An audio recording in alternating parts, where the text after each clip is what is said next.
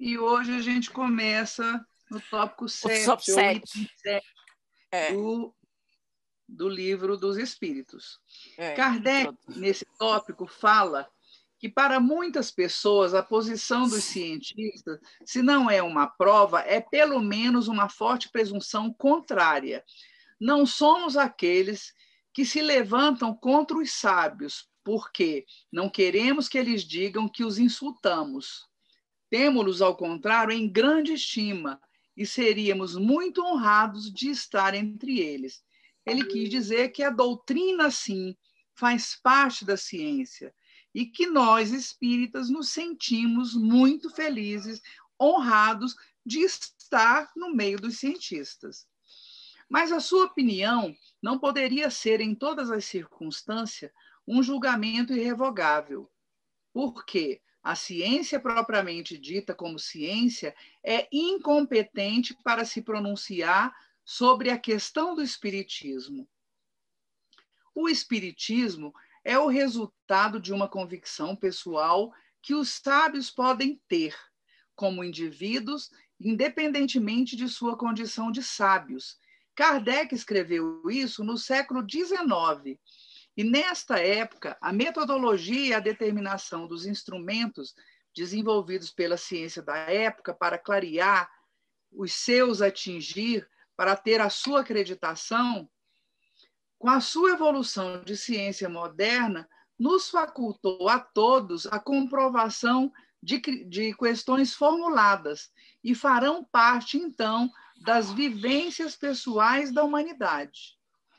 Repetimos ainda que os fatos que nos ocupam, se encerrasse o movimento mecânico dos corpos, a procura da causa física desse fenômeno entraria no domínio da ciência.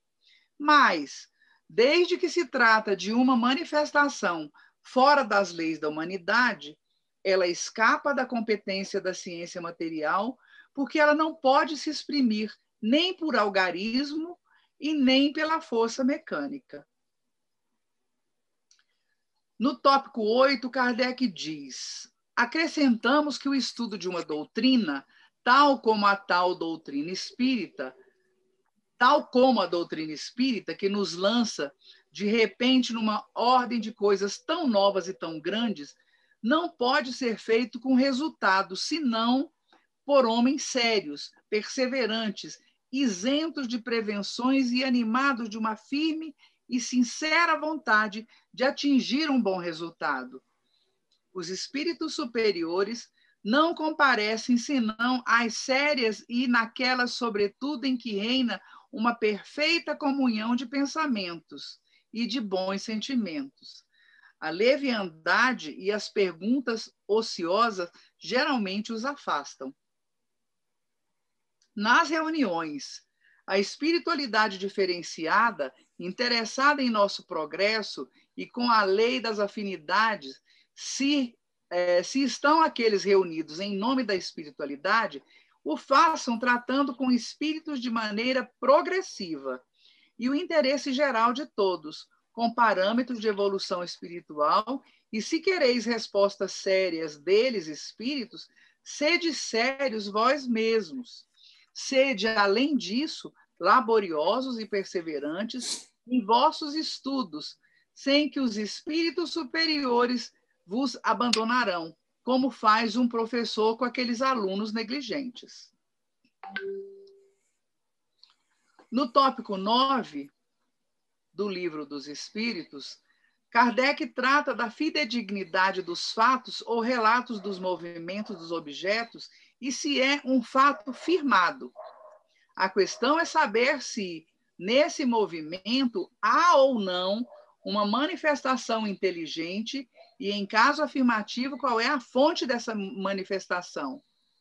Os fenômenos sobre os quais a doutrina se apoia são tão extraordinários que concebemos a dúvida, como pessoas graves, sérias e honradas, instruídas, se prestariam a semelhanças manobras e com que fim de fazer isso? A materialização espiritual é quando o espírito usa o ectoplasma do médium para criar imagem ou para alterar a aparência do médium. Por quê? Se os médiuns não são instrumentos passivos, lhes é preciso uma habilidade e conhecimento incompatíveis com certa idade e certas posições sociais. Ou seja,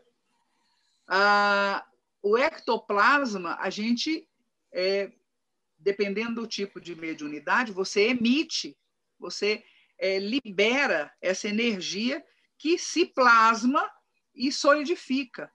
Há algum tempo atrás, na maioria dos centros espíritas aqui no Brasil, o médium, de efeito físico, ele soltava o ectoplasma e materializava a figura do espírito. Isso hoje não existe tanto quanto existia naquela época.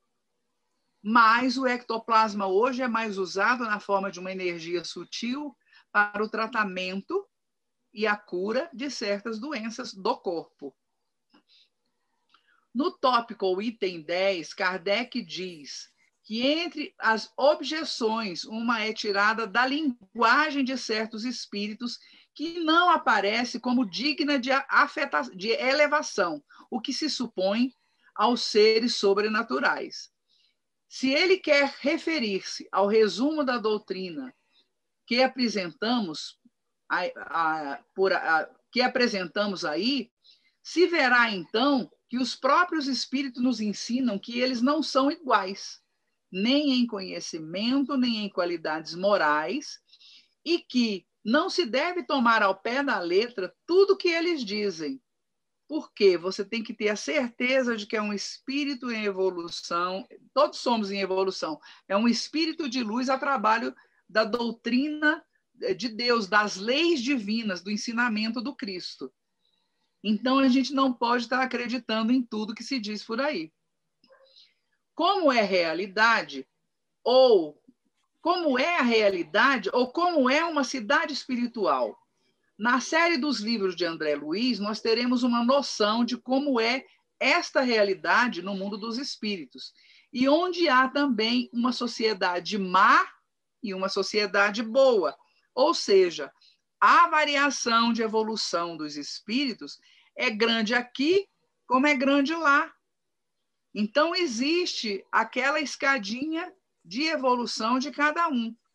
E da mesma forma que nós podemos errar, mesmo sendo estudiosos da doutrina, lá também eles podem errar. Então, a nossa realidade, nos livros de André Luiz, cita a realidade do mundo espiritual, que é a mesma nossa. As cidades celestes não contêm apenas a escória popular. Conhecendo a realidade do mundo espiritual e de um mundo de prova e expiação, teremos parâmetros de conhecimento para podermos valorizar aquilo que concorre para vivermos uma vida física de maneira mais própria e de maneira eficiente, para então vivermos o nosso futuro e que estejamos em condições da vida de espíritas, que não seja mais feliz que os outros, mais trabalhador, permitindo novos passos no caminho evolutivo. Como crer com efeito que Deus não permite senão ao espírito do mal se manifestar para nos perder, sem nos dar por contrapeso os conselhos dos bons espíritos? Como crer nisso? Notai que admitir a comunicação dos maus espíritos é reconhecer o princípio das manifestações. Ora, do momento que elas existem, isso não pode ser senão permitido por Deus. Como diz a Bárbara, não existe acaso nem coincidência, é Deusazo e Deucidência. Pode parar?